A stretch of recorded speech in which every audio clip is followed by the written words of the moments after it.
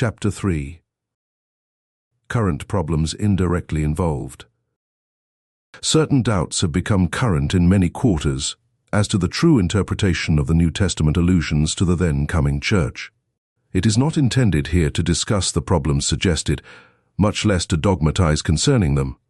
They ought, however, to receive a passing notice as indicating the wide range of suggestion bred by the topic in hand, and the need of careful and patient study of the theme as essential to a confident solution of them.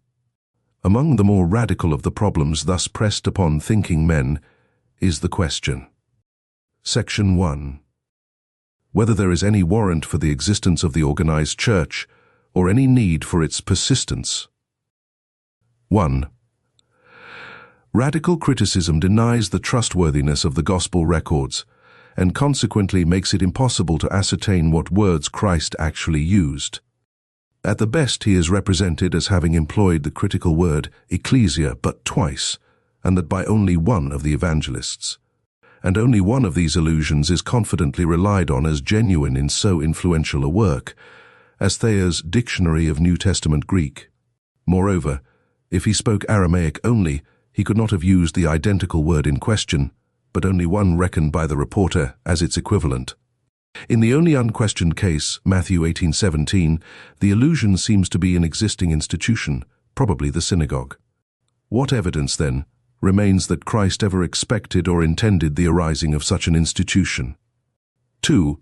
Even supposing it certain that he employed the word in question, or its equivalent, there remains still the doubt whether he had in mind or purpose a formally organized body. The institutionalism of his time was frowned upon by him. He foreshadowed a new era in which emphasis would attach to that which is, within, a worship in spirit, as contrasted with the sensuous externalism of Judaism. Institutional Christianity has accordingly been bitterly denounced as a perverse misrepresentation of Christ's fundamental idea. Pleas have been made for a creedless, formless, nameless Christianity. The Young Men's Christian Associations have been denounced as exponents of an effete theology and recruiting clubs for the old churches, because they do not swing out upon the broad sea of so-called liberalism and, ignoring the church wholly, work for ends that are purely moral and spiritual and Christian. A prominent minister in one of our large cities is reported as saying, "I don't believe Christ ever intended to found a church in the modern sense of that term. Jesus Christ came to establish God's kingdom on earth, and this from an orthodox pulpit." 3. Moreover, supposing the formal church to have been a normal development in the beginning, there is room for doubt as to its permanent usefulness. Having been born of Judaism, and having taken on a Judaistic tinge, may it not have outgrown its earlier conditions? May it not now need to be put aside like other childish things inherited from them of old time? Roman Catholicism may have been a judiciously devised cocoon for a crude populace, but ought not such swaddling clothes to be recognized as outgrown? Ralph Waldo Emerson abandoned the ministry rather than share in the administration of a purely carnal ordinance, the Lord's Supper, alleging that it was against his constitution. One writer remarks that the theory seems to be gaining ground among advanced thinkers, that just in the degree that the kingdom of heaven gets itself established on earth, through the church perhaps as chief agency, will the church itself become a superfluity, and the ethical societies of America and Europe are already discussing the question, to what good purpose shall we devote church edifices, when the organizations that erected them and used them one day out of 7 for religious observances shall have yielded place to organizations and methods better adapted to advance the intellectual and moral interests of the human family? Section 2. Questions have arisen as to the normal constituency of a Christian church. 1. Must it, in order to merit the name lawfully, be composed exclusively of those who have voluntarily attached themselves to it? In some countries, every citizen is, by virtue of his citizenship, constituted a member. In some communions, birth into a Christian household carries the babe into membership. It is contended in some quarters that the world, as a subject of redemption, is itself a church. And again, baptism by an authorized hand is supposed to christen, thus incorporating the baptized into the church. 2. What of the requirement of definite belief in Christ or salvation through his intervention in any form? The broad church, the liberals, the ethical reformers, sharply assail credolism as obstructive, if not destructive, in tendency. Formulas of all kinds, it is said, have arrested development, bred tyranny, and ended in persecution. He can't be wrong whose life is in the right. Out of the heart, not out of the head, are the issues of life. The Presbyterian Church requires subscription to a creed only of the ordained. Anglicans rebel against such subscription as a yoke that neither we nor our fathers could bear. But why should any informal profession of faith be required, since sincerely good intent, wholly apart from intellectual attitude, is alone essential? 3. Is there need of any prior experience of inward change, any hint of what is known as regeneration, to be insisted on? Is regeneration to be regarded as a condition, or, at best, an inseparable sequence, if not a product of baptism? The followers of Alexander Campbell have long been estranged from their baptismal co-religionists because of the impression, whether truly or falsely derived from their utterances, that they regard baptism as strictly christening its recipient, apart from any anterior experience other than intellectual and voluntary. It is plausibly urged by them that acceptance of Christ as teacher and king may be definitely shown in submission to his command. All avowal of emotional change is unverifiable and apt to be delusive. Whatever may have been his occult experiences, therefore, he becomes overtly a Christian only through the appointed channel of outward expression of discipleship. 4. Is baptism, as an outward act, essential to legitimate membership in a normally constituted church? The Friends, for instance, a most devout and gracious people, wholly repudiate all obligation to observe ordinances in literal form. The disposition to remand varying forms of baptism to non-essentialism, as touching an externality of an externality, has much increased in later days. The hunger for ecclesiastical unity tends to benumb and stifle any too curious inquiry into the cogency of traditional scruples as to departure from exact obedience. Why should the seamless coat of Christ be rent through obstinate, clinging to divisive externalisms? In some churches, resort has been had to affiliated membership. In England, mixed churches, often having pastors of variant faith, abound. It is not unusual to invite to the Lord's table all those who count themselves Christians, without regard to open profession of faith and baptism, or alliance with any church. Section 3. Serious questioning of the wisdom of prolonging of denominational distinctions begins to become insistent. The alleged weakness of divided Protestantism over against the compactness of the Church of Rome, the growth of social and national tendencies toward unification in organization, and especially the expressed desire of our Lord for the oneness of his followers, have awakened renewed doubts as to the legitimacy of the partition lines that now isolate Christendom into sects. Such questions as these are becoming rife, viz. 1. Was the original breaking up of Protestantism into Lutheran and Reformed bodies needful or wise? It is remarked that the tendency so initiated has gone on with increasing intensity until resultant bodies have grown thick as leaves in Vallombrosa. As a result, there have followed friction, individual weakening, fossilization, and unfavorable impression on the outward world. I have lived too long in a country where people worship cows, said Lord Macaulay, to think much of the differences that part Christians from Christians. President D. White in 1875 denounced the intrusion of denominationalism into education. He insisted that it had created only a multitude of little sectarian schools with pompous name and poor equipment, each doing its best to prevent the establishment of any institution broader and better. On the other hand, Dr. Philip Schaff, a most competent authority, vigorously defended the existing order. Denominations, he asserted, are most numerous in the most advanced and active sections of the world. A stagnant church is a sterile mother. Sects are a sign of life and interest in religion. The most important periods of the church, the Nicene Age and the Age of the Reformation, were full of controversy. An earnest plea for the revival of denominational enthusiasm was also later issued by an influential Presbyterian paper. It claimed that diffusive Christianity is no more effective in saving men than sheet lightning shimmering over summer clouds. The editor thinks that all the Christianity in the world has been almost entirely the product of denominational zeal and enterprise.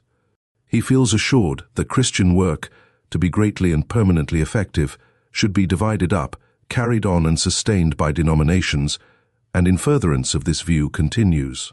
Denominationalism, intense, intelligent and loyal, forcing itself into power by saving men, is not a curse, but a blessing.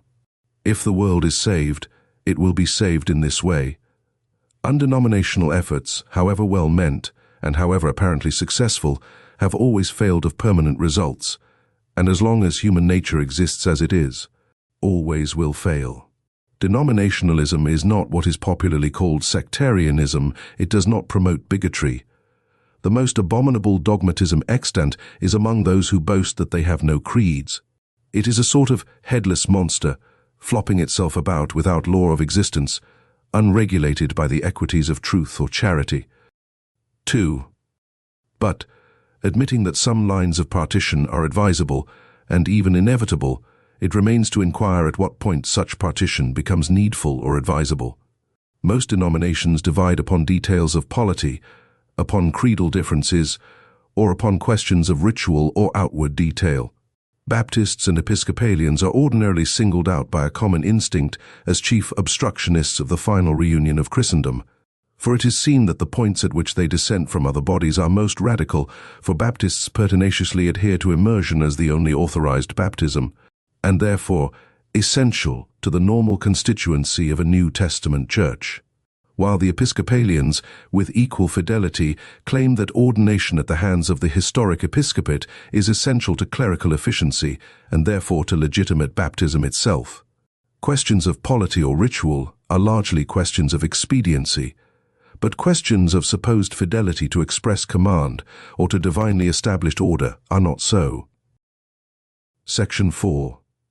New social, political and other conditions are pressing anew upon us the inquiry as to the nature and range of the functions of the Church. 1. Ought the Church any longer to attempt the supervision of private conduct by way of discipline, and if so, for what? The English Church agrees with Augustine that the parable of the tares forbids any interference with the growing crop. To root out offenders is to interfere with the work of the angels. Let all grow together until the harvest. Although Charles Darwin was a professed agnostic up to his death, there was no hesitation in reading the burial service over him as having died in the odor of sanctity. Trials for heresy have come to engender bitterer criticism of the heresy hunter than of the heretic. He who boldly departs from and sneers at the common faith is no longer a miscreant. He is more likely to be crowned, by the secular press at least, as a hero. Worldly amusements were once thought to be deserving of ecclesiastical notice, and those who shared in them were subjected to the humiliation of being labored with, and, if obstinate, of being cut off.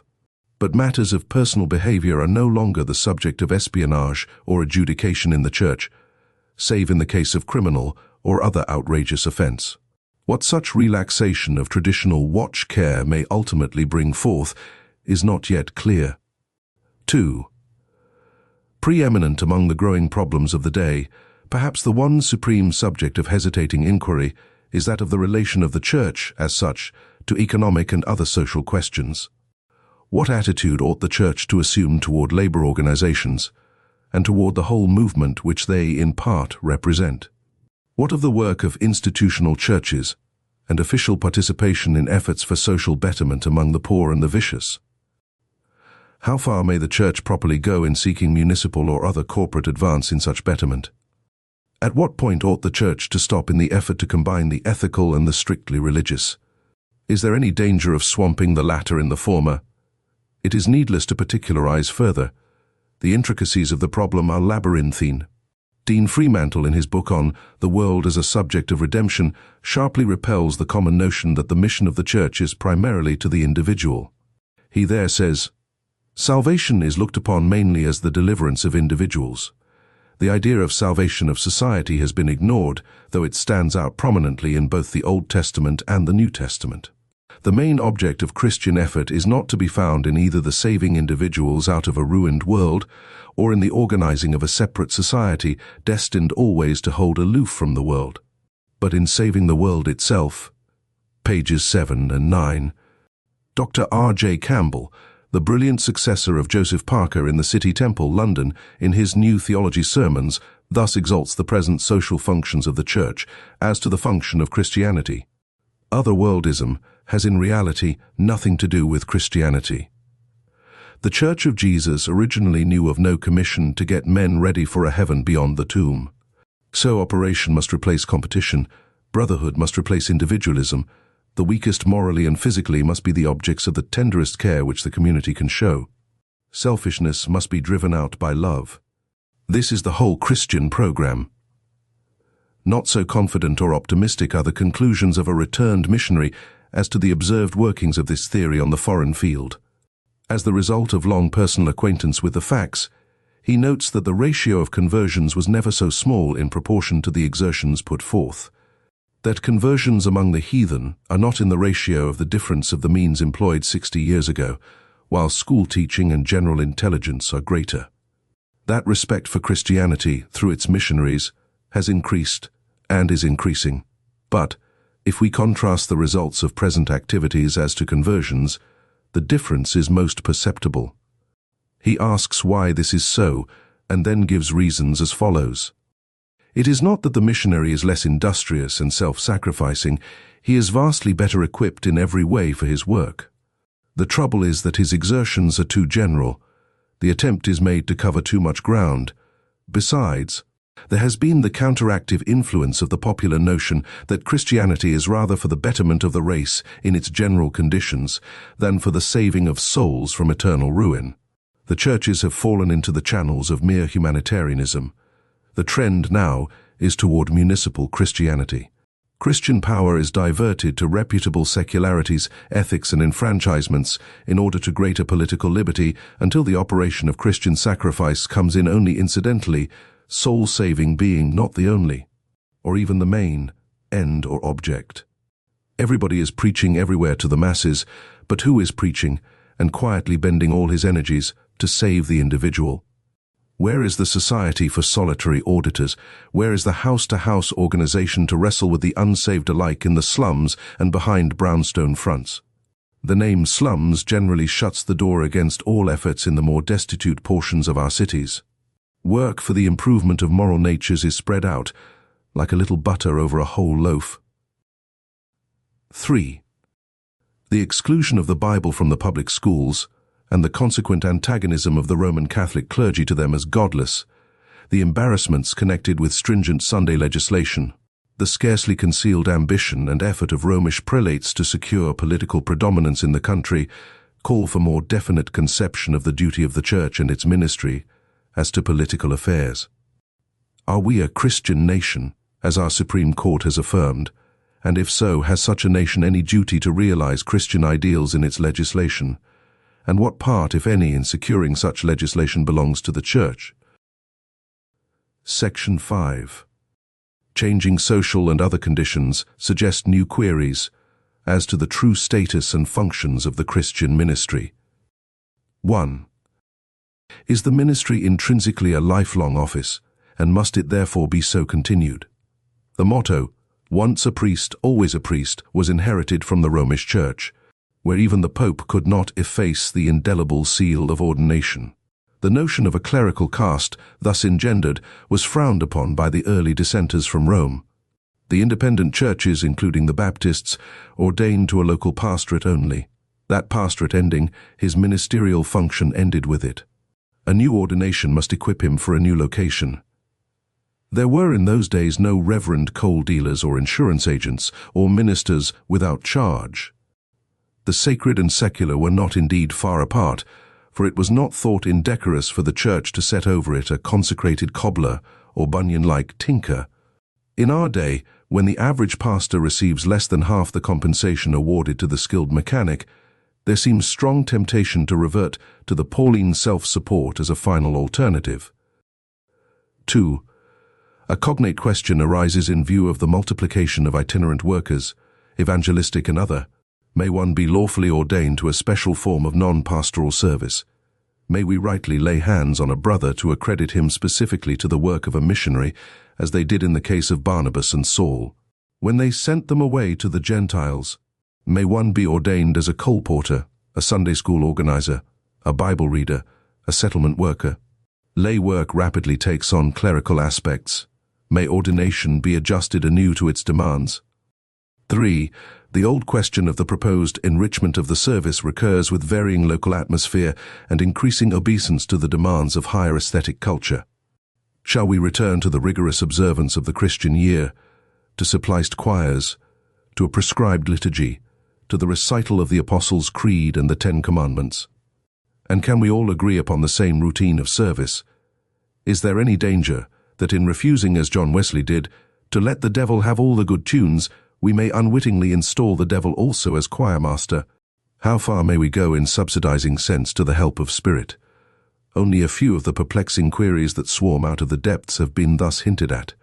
Their intelligent solution is of the highest importance, but in order to this, there is need of patient and thorough study of the preliminary question as to the divine ideal of the Church itself.